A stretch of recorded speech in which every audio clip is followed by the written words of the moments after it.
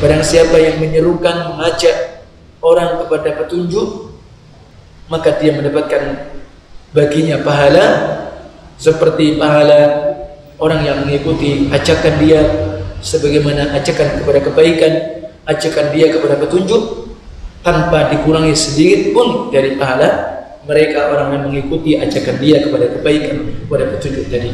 Sebaliknya barang siapa yang mengajak, menyeru kepada kesesatan, kepada keburukan, kepada kejahatan, kepada dosa dan permusuhan, maka dia pula akan mendapatkan dosa seperti dosa-dosa yang dilakukan orang yang mengikuti ajakan dia, karena dia mengajak kepada kemana tadi? Kepada dosa, kepada kesesatan, kepada penyelewengan, kepada kemaksiatan, maka tidak ada dikurangi sedikit pun dari dosa-dosa seperti orang yang melakukan daripada ajakan kepada keburukan tadi. Kalla idza balaghatit taraqi wa qila man راق وظن أنه الفراق والتفت الساق بالساق إلى ربك يومئذ المساق. Hadirin jamaah yang mulia, insyaallah taala kita akan melanjutkan kajian pembahasan kita masih pada pembahasan dari kitab Bahjatul Qulubi Al-Abrar pada hadis yang ke-10 tentang kita mengajak kepada jalan petunjuk, kita mengajak kepada jalan kebenaran, sebagaimana hadis Abu Hurairah yang diriwayatkan Imam Muslim, bagaimana pahala yang akan didapatkan orang-orang yang senantiasa menyerukan, memanggil, mengajak kepada semua orang menuju hidayah Allah Tabaraka wa Ta'ala, petunjuk Allah Tabaraka wa Ta'ala. Man da'a ila huda kana lahu minal ajri mithlu ujuri man ittaba'ahu min ghairi an yanqusa dhalika min ujurihim syai'a wa man da'a ila dhalalatin kana alayhi minal itham mithlu athami man tabi'ahu la yanqusu dhalika min athamihim syai'a. Rawahu Muslim. Barang siapa yang menyerukan, mengajak orang kepada petunjuk, maka dia mendapatkan baginya pahala seperti pahala orang yang mengikuti ajakan dia, sebagaimana ajakan kepada kebaikan, ajakan dia kepada petunjuk, tanpa dikurangi sedikit pun dari pahala mereka orang yang mengikuti ajakan dia kepada kebaikan, kepada petunjuk tadi. Sebaliknya barang siapa yang mengajak, menyeru kepada kesesatan, kepada keburukan, kepada kejahatan, kepada dosa dan permusuhan, maka dia pula akan mendapatkan dosa seperti dosa-dosa yang dilakukan orang yang mengikuti ajakan dia, karena dia mengajak kepada kemana tadi? Kepada dosa, kepada kesesatan, kepada penyelewengan, kepada kemaksiatan, maka tidak ada dikurangi sedikit pun dari dosa-dosa seperti orang yang melakukan daripada ajakan kepada keburukan tadi. Sebagaimana kita ketahui, petunjuk itu adalah ilmu yang bermanfaat dan amalan soleh. Dan petunjuk itu, sebagaimana Rasulullah SAW diutus oleh Allah untuk membawa petunjuk. Petunjuk yang pertama maknanya ad-dilalah wal bayan. Jadi itu petunjuk pertama. Sehingga oleh sebab itu hendaklah kita mengajak, kita menyeru, kita mengantarkan diri kita, keluarga kita, kaum muslimin sebagai bentuk dakwah, sebagai bentuk nasihat, ya, kepada jalan kebenaran. Itulah dalil-dalil dan penjelasan. Sebagaimana makna petunjuk, hidayah di samping ilmu yang bermanfaat, yang tentu di sana di dalam bermakna ad-dilalah wal bayan, maka dalilnya di dalam surah Fussilat ayat 17. Wa amma thamud fahadainahum fastahabbul 'ama 'ala al-huda. Wa amma thamud, adapun kaum Thamud ketika ditunjukkan, dibimbing kepada mereka, dijelaskan kepada mereka, diajak dan diarahkan mereka kepada dalil-dalil dan penjelasan, di mana Rasul yang diutus di tengah-tengah mereka.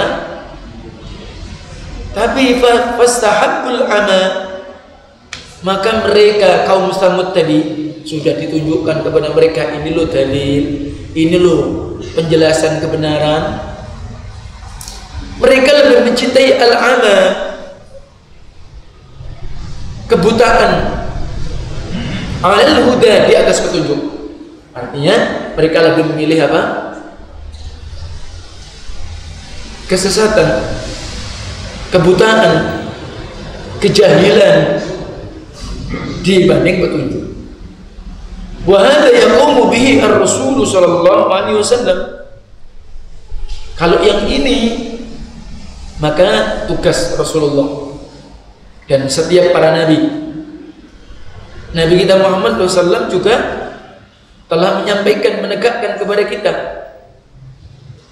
sebagaimana tugas Rasulullah disebutkan dalam surat Asy-Syura ayat 52, wa innaka latahdi ila siratin mustaqim, dan sesungguhnya engkau ya Muhammad sungguh latahdi, mengajak, menunjukkan, menyeru kepada kaummu, bahkan seluruh manusia, kemana? Ila siratim mustaqim, kepada jalan yang lurus. Dengan cara apa Rasulullah SAW menunjukkan kepada kita, mengajak kita, mengarahkan kita kepada jalan yang lurus? Maka dengan apa tadi? Ad-dilalatu wal bayan, dalil-dalil kebenaran dan penjelas-penjelas kebenaran. Mana dalil-dalil kebenaran dan penjelas-penjelas kebenaran? Itulah Al-Quran, wahyu yang datang dari Allah Tabaraka wa Ta'ala,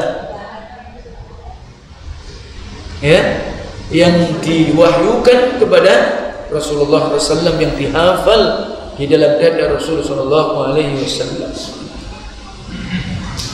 Apa penjelasan yang lebih jelas lagi?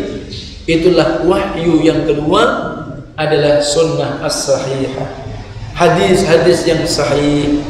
Maka itu juga hakikatnya wahyu dari Allah Tabaraka wa Ta'ala. Yang membedakan antara Al-Quran dengan hadis ataupun sunnah hanya dari sisi lafaz, hanya dari sisi kalimat atau susunannya. Jadi kalau Al-Quran,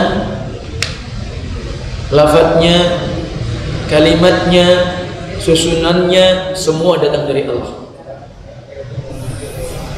Sehingga disusun awal dari surat Al-Fatihah, ditutup dengan surat An-Nas, itu juga dari Allah. Ya. Sementara kita ketahui ketika awal turun wahyu kan surat Al-Alaq. Kenapa tidak di awal surah? Karena namanya bukan surat Al-Fatihah. Namanya surat Al-Fatihah yang memang pembuka. Ketika kita buka mushaf, langsung namanya membuka. Kalau bahasa Arabnya itu kita membuka. Kalimat apa? Yani iftatah, atau kita buka. Ya. Jadi kita membuka, disebut dengan surat Al-Fatihah karena disebut dengan Fatihatul Kitab, pembuka Al-Quran. Jadi kita buka langsung Al-Quran. Jadi seperti itu Al-Quran Karim. Jadi sehingga susunannya, kalimatnya, lafadznya, ketika kita membaca satu huruf dari Al-Quran mendapatkan pahala. Sehingga kita membacanya tidak tergesa-gesa dengan kita memakai tajwid. Hindari namanya apa? Lahnul jali, kesalahan besar untuk belajar tahsinul Quran. Karena membacanya pun juga Rasul diajari, ya, oleh malaikat Jibril. Bahkan langsung kisahnya begitu, ya. Nah, ketika Rasulullah didatangi malaikat Jibril an-Namus, Iqra ya Muhammad. Nabi disuruh baca, Nabi nggak bisa baca. Beliau mengatakan ma ana biqari'in, Aku bukan orang yang bisa membaca diulangi 3 kali baru kemudian dihafal. Maka kita juga diingatkan oleh Allah, dan ini sebenarnya teguran oleh Rasulullah SAW. La tuharrik lisanaka lita'jala bih. Ya Muhammad, engkau jangan tergesa-gesa menggerakkan lisanmu untuk bisa cepat menguasai Al-Quran. Ya, inna alaina jam'ahu Qur'ana fa idza qara'nahu fattabi' Qur'ana. Menjadi tanggung jawab kami, kata Allah, mengumpulkan Quran di dalam dadamu, dihafal sama Rasulullah SAW. Dan apabila kami membaca, ikuti cara membaca. Jadi begitu. Adapun kalau hadis, adapun sunnah, lafadznya dari Rasulullah SAW. Sehingga ketika kita baca hadis tidak perlu pakai tajwid, ya kan? Sudah saya ingatkan. Tapi hakikat makna adalah wahyu dari Allah, dan dibuktikan dengan firman Allah dalam surah An-Najm, wa ma yantiqu 'anil hawa in huwa illa wahyun yuha. Dan tidaklah Muhammad dia berbicara karena hawa nafsunya, ya, melainkan ketika Rasul berbicara, ketika Rasul itu bersabda, melainkan wahyu yang Allah wahyukan kepada beliau. Ini adalah dalil bahwa hadis yang sahih maka itu hakikatnya wahyu. Sehingga kita tahu dalam hadis ada hadis qudsi. Maka hadis qudsi nama lainnya hadis rabbani, haditsun ilahi, yang disandarkan kepada Allah. Tapi hadis qudsi, tapi bukan Al-Quran. Ya, hadis qudsi pun hanya membedakan ada hadis nabawi, ada hadis qudsi. Kalau hadis nabawi biasanya dari sahabat langsung Rasul, seperti hadis yang baru kita baca tadi, ya kan? Sahabat yang meriwayatkan hadis, kemudian beliau mengatakan apa? Qala Rasulullah SAW. Nah, itu hadis nabawi namanya. Tapi kalau hadis qudsi dari sahabat Rasul menyatakan qala Allah azza wa jalla. Itu hadis qudsi. Tapi kalau Al-Quran tidak ada periwayatannya seperti itu, langsung qala Allah Ta'ala. Jadi biasanya seperti itu. Kenapa? Karena bedanya kalau Al-Quran datang sampai kepada kita itu terjaga rapi, bahkan periwayatannya itu mutawatir. Tidak mungkin orang yang menyampaikan Quran kepada kita itu dusta. Dan kebenaran Al-Quran sudah teruji karena mutawatir, ya. Sehingga Al-Quran ini adalah kebenaran, ucapan yang makanya Nabi mengatakan fa inna asdaqal hadits kitabullah. Sesungguhnya sejujur-jujur ucapan apa itu? Al-Quran. Ya. Kemudian wa khairul hadi hadi Muhammadin sallallahu alaihi wasallam, dan sebaik-baik bimbingan petunjuknya siapa? Rasul sallallahu alaihi wasallam. Itulah sunnah as-sahihah. Ya, sudah di depan kita. Rasul pun bacakan kepada kita. Sudah, alhamdulillah, sudah satu mushaf 114 surah, ya kan? Kemudian ayatnya, hurufnya 30 juz, sudah. Kita tinggal mau ndak baca, mau ndak kita memahami. Bagaimana perjuangan para sahabat, bagaimana awal ketika Al-Quran dijaga, dibukukan. Masya Allah. Ini kita ini tinggal apa? Di depan kita tinggal merawat, tinggal kita apa? Mengimani, meyakini, membacanya dengan benar, kita memahami dan kita amalkan, kita praktek dalam kehidupan kita. Itu demikian pula hadis. Kalau kita ingin tahu bagaimana penjelasan kandungan Al-Quran, maka ditafsirkan dengan tafsir yang benar. Tafsir yang benar itu apa? Al-Quran ditafsir dengan Al-Quran, Al-Quran ditafsir dengan hadis yang sahih, Al-Quran ditafsir dengan ucapan para sahabat. Berikutnya disebutkan kriteria oleh Imam Ibnu Katsir. supaya nggak salah kita memahami Al-Quran pula. Demikian pula hadis. Ketika kita ingin memahami hadis, juga dipahami oleh mereka para ulama-ulama hadis. Memang Allah jaga begitu agama ini. Ya, sampai ketika kita tidak mau jaga Al-Quran yang Rasulullah membawa petunjuk berupa ad-dilalah wal bayan, kalau kita andai kata mengabaikan, Allah yang akan menjaga. Bahkan Allah pun menyatakan dalam surat Al-Hijr, inna nahnu nazzalna dzikra wa inna lahu lahafizun. Sesungguhnya kami yang telah menurunkan az-dzikra Al-Quran ini, kami yang akan menjaga. Kalau saya sama antum tidak mau menjaga Al-Quran, Allah akan ganti manusia yang lebih baik daripada kita. Siapa yang rugi? Ya kita. Nah, jika kita menjaga Al-Quran, jika kita kemudian memahami dan mengamalkan Al-Quran, kita yang akan beruntung. Maka oleh itu kita berdoa kepada Allah, ya kan? Karena bagaimana kemuliaan orang-orang mulia, karena sebab mereka berkhidmat terhadap Al-Quran Al-Karim. Demikian pula sunnah Rasul Sallallahu Alaihi Wasallam, banyak riwayat yang menyebutkan begitu.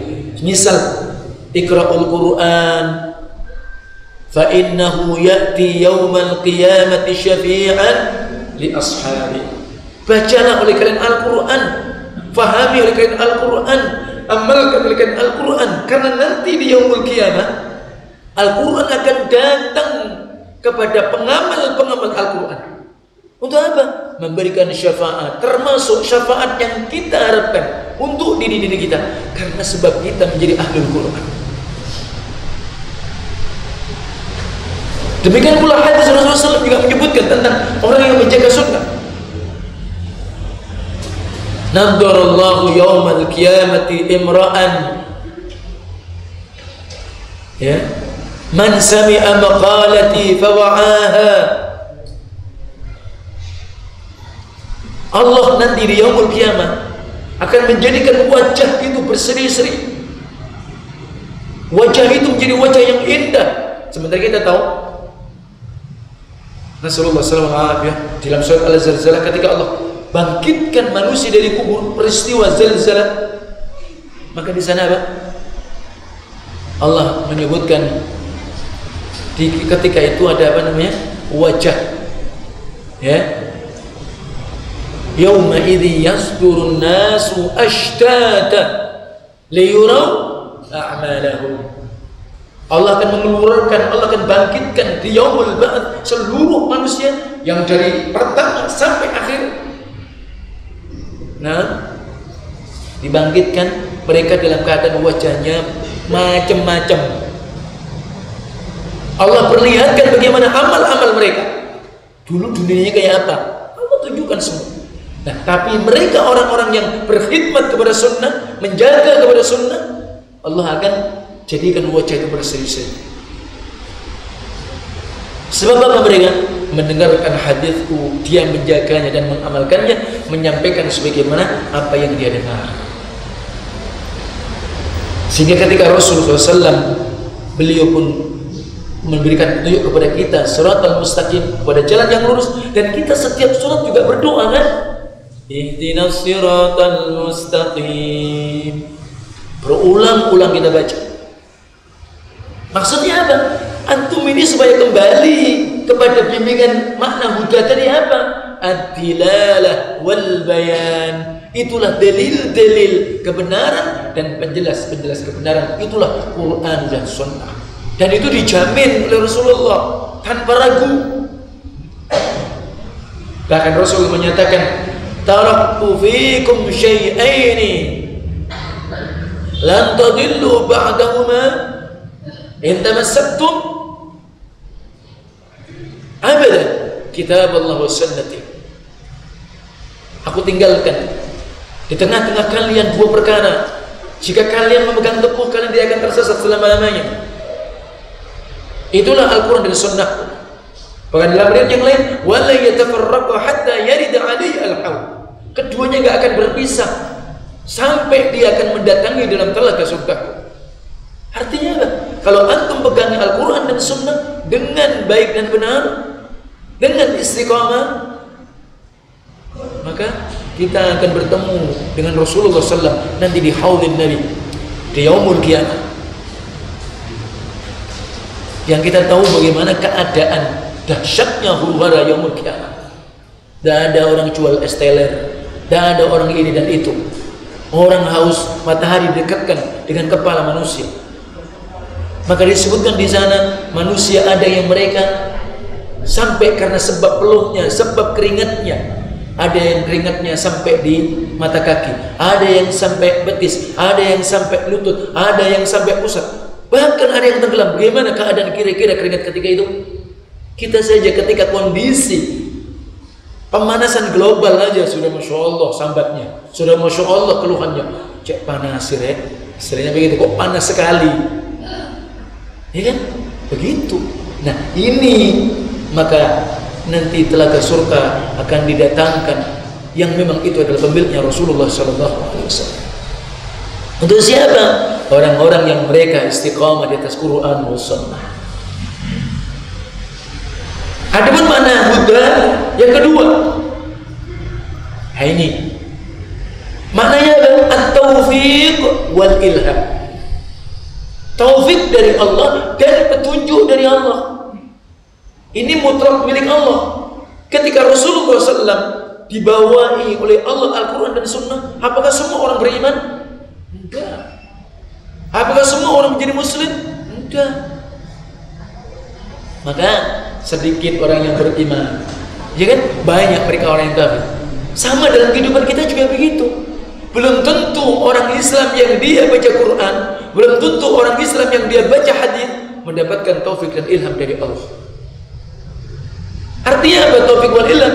Artinya Allah bimbing, Allah berikan kemudahan, Allah berikan pengarahan kepada dia sesuai dengan dalil kebenaran tadi. Jadi hidupnya senantiasa dibimbing, diarahkan oleh Allah sesuai dengan apa yang Allah inginkan. Ya kan? Itu namanya ilmunya bermanfaat. Sehingga Quran dan Sunnah bermanfaat untuk dirinya dan untuk keluarga dan untuk orang lain. Itu maknanya. Maka ini disebutkan huda bimakna at-taufiq wal ilham, wa hadha huwa al-manfiyyu an Rasulillah wa la yaqdiru alaihi illa Allah Ta'ala. Kalau namanya hidayah itu taufik wal ilham, maka ini dinafikan untuk Rasul.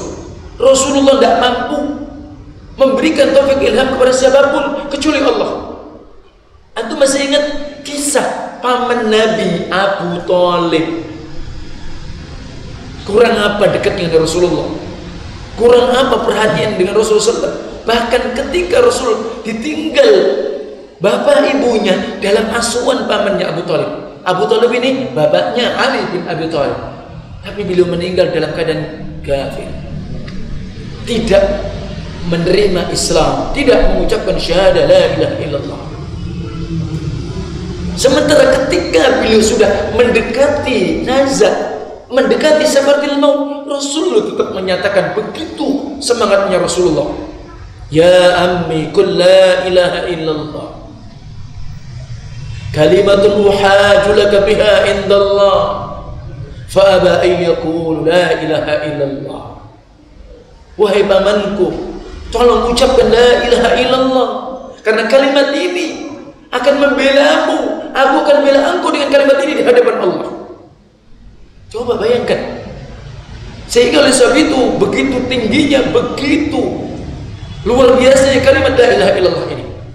Sampai dijamin ketika misal orang yang dia dari kecil ya, sampai menjelang ajal dia itu masih kafir, tapi Allah takdirkan dia bisa mengucapkan la ilaha illallah dan Allah pilih dia, dakhalal jannah. Bayangkan antum. Itu karena kalimat la ilaha illallah. Sehingga Rasul tetap memperjuangkan bagaimana pamannya.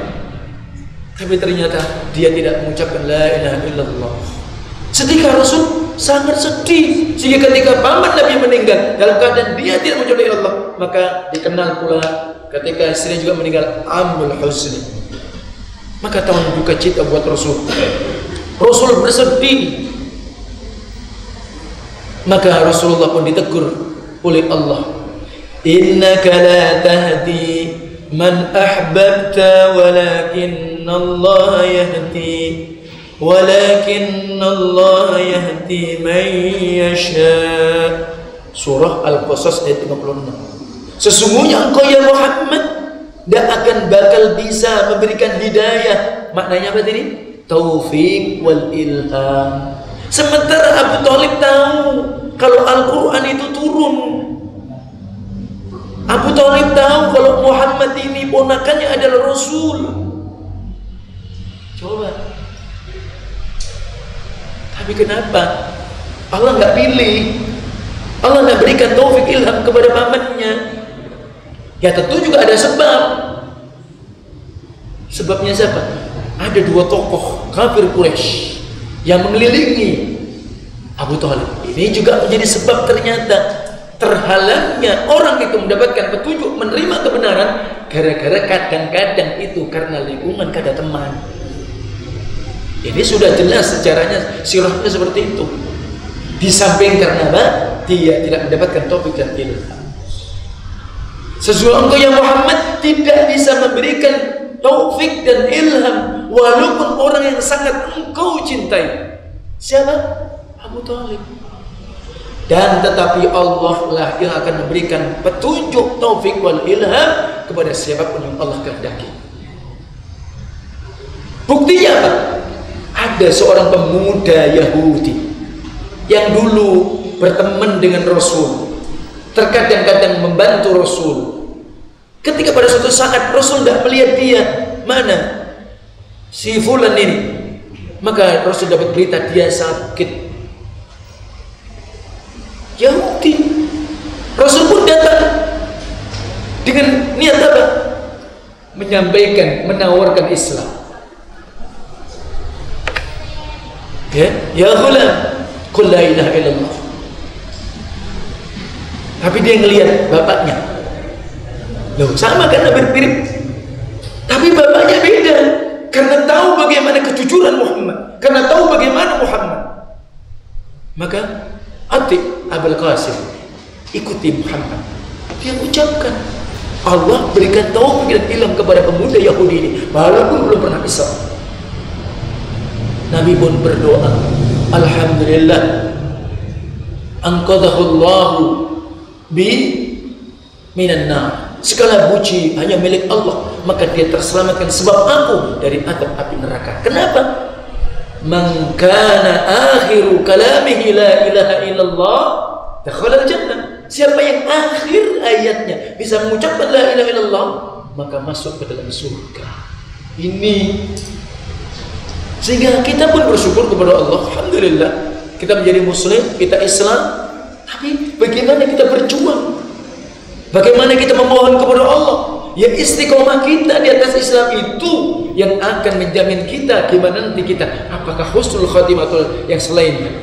Rasul saja berdoa, Allahumma inni as'aluka husnul khatimah wa a'udzubika min su'il khatimah. Ya Allah, aku mohon kepadamu ya Allah, wafatkan aku di akhir yang baik. Ya Allah, aku berlindung kepadamu ya Allah dari akhir yang tidak baik. Rasul. Dan itu doa yang diajarkan Rasul, kita amalkan. Tapi juga usaha kita itu menjadi sebab. Karena al-jaza min jinsil amal. Dan Allah menyatakan apa? Mesti setiap kita dengar seorang khatib berkhutbah, wala tamutunna illa wa antum muslimun. Jangan sekali-kali mati kecuali muslim. Bagaimana perjuangan kita? Bagaimana cara kita? Di samping kita memohon kepada Allah Taala. Ini jelas. Jadi makna hidayah ada dua ya. Maka oleh sebab itu kita mohon kepada Allah ketika kita ngaji, ketika kita mendengarkan Quran dan Sunnah, kita mohon kepada Allah taufik dan ilham. Artinya apa? Agar Allah mudahkan kita berjalan, dibimbing dengan apa yang sudah ada di depan kita, petunjuk itu. Ini sehingga ketika kita kenapa kok kita disuruh terus minta ihdinas siratal mustaqim? Apa kita belum dapat hidayah? Sudah. Agar antum tetap istiqomah dan mengingatkan antum agar antum tetap di atas siratal mustaqim. Itu sebenarnya maknanya. Baik. Kemudian di bawah Rasulullah SAW adalah agama yang benar, itulah amalan soleh. Ya, dinul haq agama itu kalau disebut dengan agama yang benar, berarti buahnya adalah amalan-amalan soleh.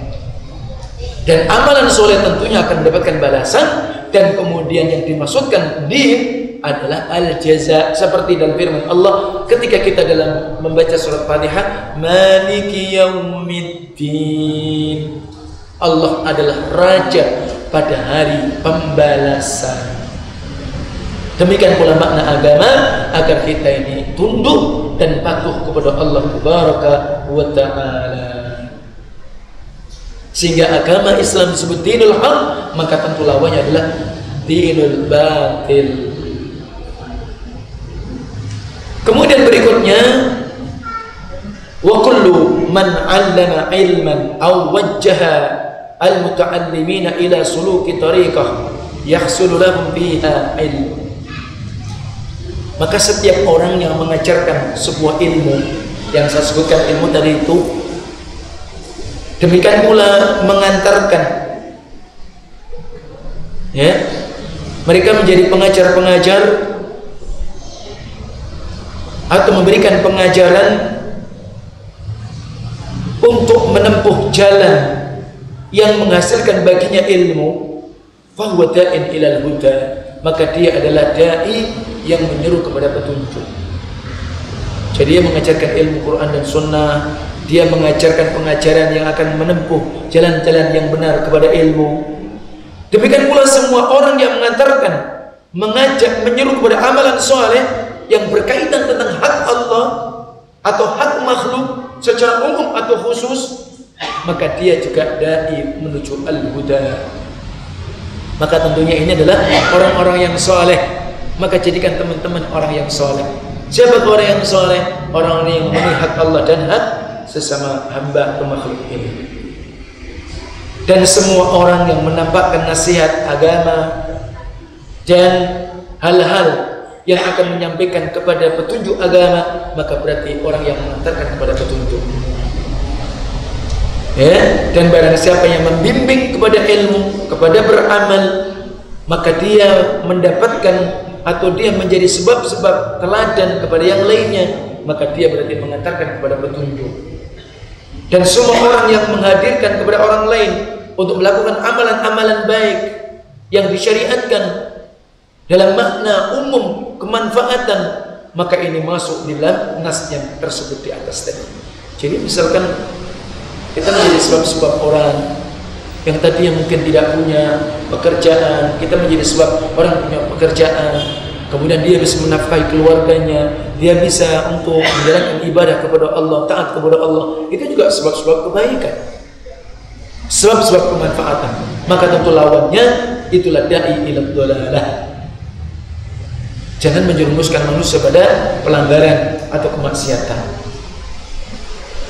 Di samping dimaksudkan orang-orang menunjukkan kepada kebenaran tadi, mereka adalah ulama-ulama atau pemimpin-pemimpin muslimin, dan di antara manusia-manusia pilihan di kalangan kaum mukminin. Nah, baik, sampai situ insyaallah taala termasuk apa? Agar kita senantiasa bahu-membahu, tolong-menolong di dalam al-birri wa taqwa, jangan sampai kita tolong-menolong dalam dosa dan permusuhan.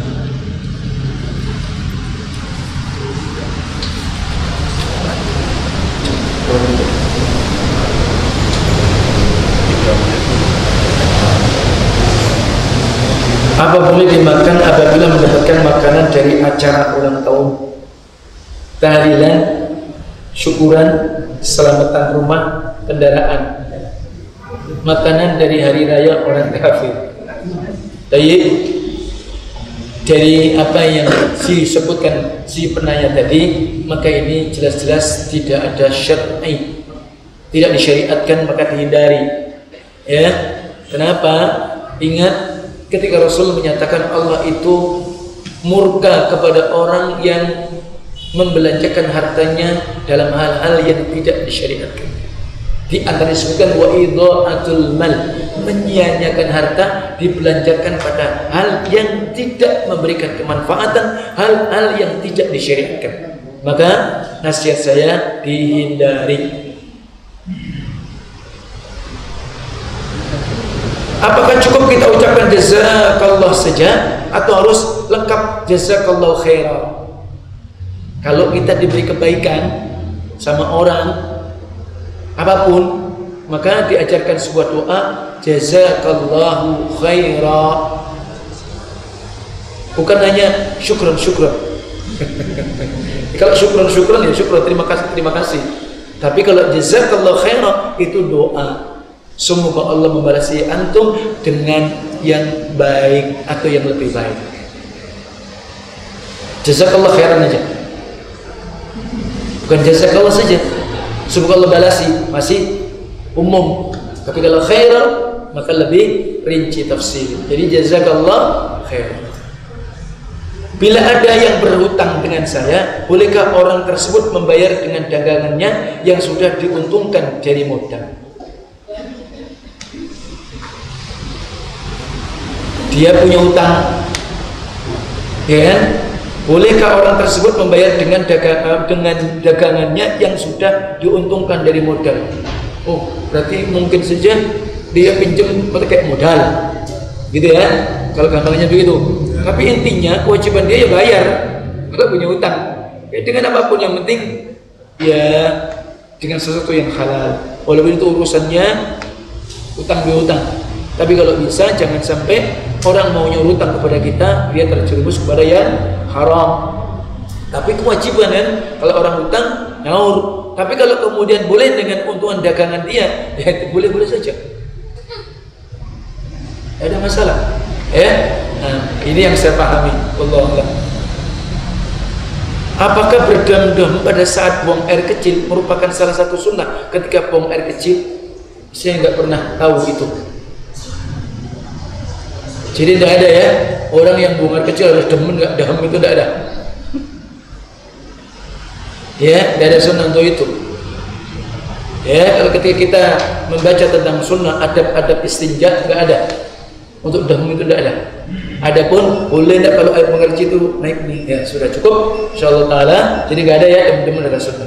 Wallahu a'lam. Subhanakallahumma wa bihamdika asyhadu an la ilaha illa anta astaghfiruka wa atubu ilaik. Assalamualaikum warahmatullahi wabarakatuh.